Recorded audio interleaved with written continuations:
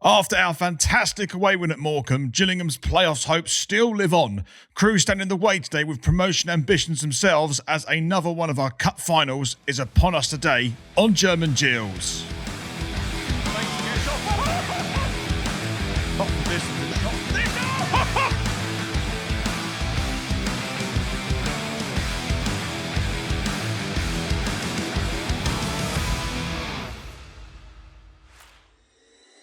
Welcome to German Gills. I'm going to be your host, Reese, today to take you through every step of today's game against Crewe Alexandra. Thank you very much for stopping by. Any Crewe fans here, thank you very much for stopping by as well. And I really hope that you like our new intro. We're going to try and keep things fresh here on German Gills. We've changed the format ever so slightly, new intro, a little bit of new music as well. So, yeah, a kind of a new feel to the German Gills show for you. And a big shout out to our sponsor, C&A Building Products. If you're a Gills season ticket holder and you have a building project going on at the moment, you can go to their catalogue in the description down below. And when you check out, after looking through all their wonderful products for your building project, you can get 10% off your order. Now, let's go over to Luke's 11. Hello and welcome to Luke's 11, which is sponsored by C&A Building Products. 6 games to go, and after last week's smash and grab victory against Morecambe, we find ourselves on 59 points in 8th position and level with Crawley in 7th place. Crewe are today's visitors, who currently occupy 5th position on 65 points, which makes today's game another must-win and would reel Crewe in even closer. This week, we have seen Joe Comper promoted to Managing Director, who is now also overseeing football operations, with the Gallinsons looking to structure the company as one business, combining all silos, football and non-football. With the press conference, Mr. Gallinson also informed us that Stephen Clements and Robbie Stockdale would still be in post whether the playoffs are reached or not. Whether we agree or disagree with that decision, it's now time to truly get behind the boys, as we are well and truly in this playoff hunt. And as I said last week, every game is now a cup final. So for the first of the Easter weekend fixtures, I have gone with this 11. Glenn Morris in goal, a back four of Romeo Hutton, Max Zamer, Shad OG and Max Clark. A midfield 5 of Ethan Coleman, Tim Dieng, Connor Mahoney, George Lapsley and Jaden Clark, with a lone striker of Ollie Hawkins. A few changes in there. Robbie McKenzie has done extremely well since coming in for Ethan. However, he has arguably been one of our players of the season, and I think we are a better side with him in it. So that's the reason for that change. Listening to Clemens' pre-match, I don't think he's going to rush Johnny back for this one, so I'm going to give Jaden Clark the nod. A score prediction from me, I'm going to go for a 2-1 win. Loss gets Gills. Adam Wesgate is our reporter today, but before I go to you, Adam, Crewe have been called off for offside 83 times this season. That ranks them second only to Sutton on 86 and just one place ahead of Gillingham with 81 offsides. What do you make of that one? Will that have an impact on today's game? Well, that is an interesting statistic, because I do remember the away game at the start of the season when we were in that 4-game winning streak and Scott Cashkett had the ball in the net and it was their only chance. Not really a chance because it was offside, but that was it. And generally our defence has done well, so I do think today against Crewe that will make a difference. Of course, it's scoring goals that's our problem, but we really shouldn't have lost to them early in the season, which was Neil Harris's last game. Our fault, we missed the chances, Crewe took advantage of theirs, and that's how football works. But today, I think defensively we should be solid. Stephen Clements obviously is getting some of his players back, so Josh Andrews being a case in point. We actually have Johnny Williams still, which is great for him to go on a run, and Lapsley. But Josh Andrews will hopefully get more than 10 or 15 minutes, which takes the pressure off of Ollie Hawkins. Scoring goals is our problem, not defensively. That's just the way it's been for the last 2-3 seasons. But I do think we can win. Let's go 2-0. Let's go for what they did to us, the away fixture, but with us actually taking our chances this time. We're going to think positively. Hopefully, we can keep ourselves in with a shout of that top 7. Wesgate Gills. And of course, we've got the German Gills fan zone. Thanks for everyone that contacts the show. So let's hear what fans have to say about our match against Crewe this afternoon. Good afternoon, Reece. Ben here, just parked up for this afternoon's game at home to Crewe Alexandra on Easter Good Friday. Hope you're having a great week and I hope you're eating lots of chocolate over the Easter holidays. So my prediction for today's game at home to Crewe, I'm going to say a Gills 2-1 win with Timothy Dieng to get another goal after his brilliant goal last week at Morecambe, and I'm going to say Georgie Lapsley to score the second for us. Fingers crossed for 3 points, and Los Gills.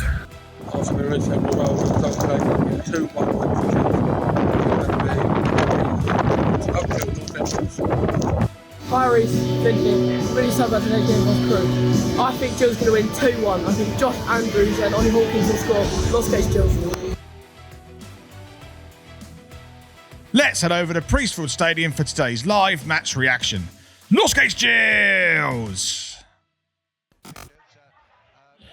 So we're about to underway here at Priestfield. Big shout out to our sponsor, CNA Building Products, for sponsoring our channel this season. The link to their catalogue can be found in the description down below. And if you're a Gills season ticket holder, you can check out. We have a 10% discount on your orders. Big shout out to my dad. It's his birthday today. So hopefully Gills can get 3 points on his birthday, which would be obviously a great birthday present. And Craig, on that note, is going for a 1-0 win. Hope that can come through.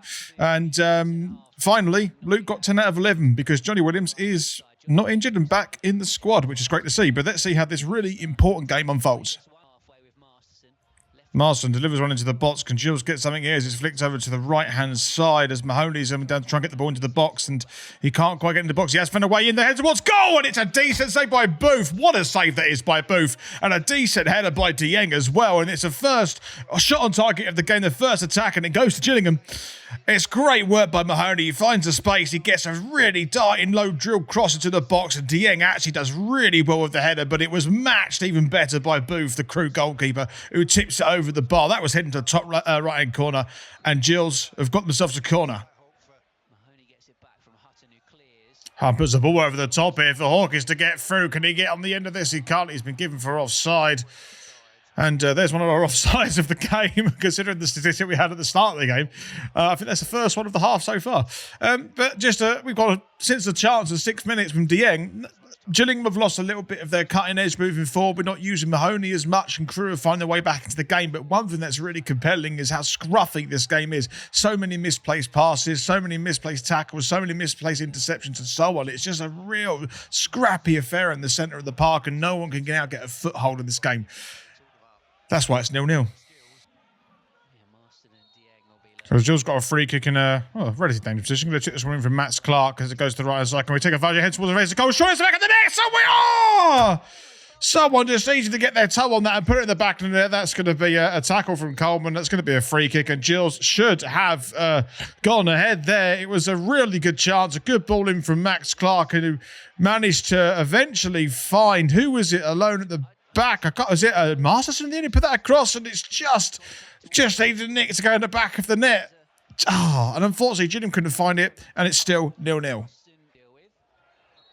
And that is half time. 2 highlights mainly. That's it. Half time.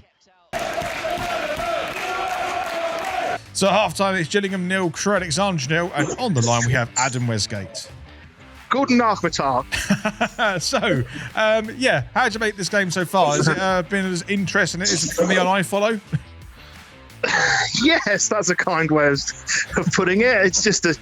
It's a very typical scrappy game. I mean, you could say it's a sort of half of two halves, so to speak, but Gillingham was sort of on top in the first half of it, and I felt like we were winning a lot of the second ball, so it was nice. We didn't really create anything. We only really had one chance, and then it's pretty much been all Crewe. I mean, it's been very scrappy. Crewe, they've not been great, though. They've misplaced a lot of passes. It's not like they've been brilliant, but they've definitely had the momentum in the last 15, 20 minutes, something like that.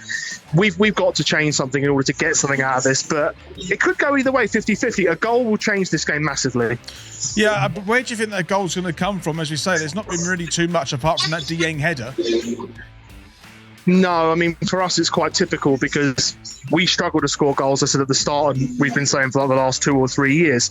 Crewe are getting closer to our goal, which means they've only got to pop something in or fizz it, and it could go in. So I think at the moment Crewe are more likely to score. For us, I don't know. I suspect he won't change much at half-time, but Josh Andrews, be interesting to see what he can do. Will he come on with Ollie Hawkins? Because Ollie Hawkins was swapped out last time. I think the two big men up front could be very interesting, could actually maybe give us a different dimension. But apart from that, I don't think we've got a huge amount of options. No, I think I agree with you. But we'll catch up at full time, and hopefully we're not talking about a 0-0. See you then. We're about to go underway for the second half, and hopefully there'll be more chance in the second half. There really was nothing in the first, apart from one Gills chance, really. The second half is sponsored by Viper Golf, and if you use the code GG5 when you go to their website and look at their fantastic offers they have on their website of retro golf shirts, you can get £5 off your order. I have to say there's some good stuff on there for most football teams as well, so there'll be something there which will take your fancy. The links to all the stuff that you need in the description down below. Right, let's see if we can get under. Well, let's see if we can do better than that, or what Morris has done here, running around with the ball for the second half, and he's already given himself a yellow card. My goodness me. Right, okay, surely this can only get better. Crewe have done well to get this ball forward, and Gills are in a lot of pressure at the moment. There's loads of space for Rowe on this left-hand side, and Gills are rid of the back foot. A shot from Rowe, and it goes right over the top of the crossbar. And out of nowhere, Crewe have managed to get a load of space over on this left-hand side. And there's acres of space, Rowe, to try and get the shots away. Eamer did come over a lot very quickly and make it really tough for him. But if Crewe are a bit sharp there, I imagine that goes on target. That's actually quite a tough save for Morris to make. Luckily, it went over the bar, and Gills remain having a clean sheet. Crewe now coming down the left-hand side. Rose picked the ball up. We know he's got a bit of creativity and can create something for Crewe down this left-hand side. He has got support in Osterfield, and he's decided to go alone. He's given it to Adebisi. He's in, puts it in towards the goal, and it's a decent save by Morris. My goodness me. That happened very, very quickly, and Crewe could have snuck in there and got themselves the first goal of the game. And luckily, the Gills shot stopper was just available to get behind the ball. It's good work by Crewe. There's a good ball into the box by Adebisi, and it's good work. Who was it there that got the shot? Nevitt. And Glenn Morris using experience just to read that perfectly and gather the ball and hold on to it. Wow. Still 0-0. Gills got a free kick, relative danger position, about 35 yards out. I'm going to pick this one, and he's put in the back post. Because Gills gets on target. It's tipped over the bar by Booth. It was a good header, I think, by Andrews. This is been introduced to the game. He won the free kick, actually, for this as well. And that's Gillingham's first shot on target this second half as well. It's a good ball in from Hutton, considering the conditions. The wind's behind. He puts a fantastic ball in, and Andrews, using his height, does head it towards goal, and it's tipped over by Booth. Right, let's try and build on this. Let's try and get in front from this tempo. Oh, this could be a chance here. If Andrews can go through, can he make it 1-on-1? Is he strong enough to get through? He will need support now somewhere. He got it on the left-hand side. He's going to get out to lots of with Mahoney. Can he create some magic here as he puts it in the box? And he's got his left foot, maybe puts it into the box, the back post, and nobody is there. Can Jaden Clark keep it in? We know he's got the pace, but he's going to have a lot of pressure from Crewe now as he gets over to Hutton on the right-hand side. A bit of excitement now. We needed this. Need to get the Rainiman involved, and it goes to De Jong. He's not going to score from distance like he did last week. No, it's going to go to Masterson, one of our top scorers. Mahoney's trying to find the way through. Can he get the space? Can he do something here? He wants it on his left foot. Marston's there. You don't really want Marston out on the left-hand side here as it goes into the box. It nearly was in the back of the net. It was a great shot, and I think, is it going to go out for a corner? It has gone out for a corner. There's a little bit of excitement in the last few minutes of this game. My goodness, we need it. It's going to be, I think, right from the start of the second half, it was always going to be one goal that would win this game. It's not a goal fest at all in the slightest, and it's Marston, one of our top goal scorers, if not the top goal scorer, nearly nestled it in the bottom right-hand corner. Gills have a corner.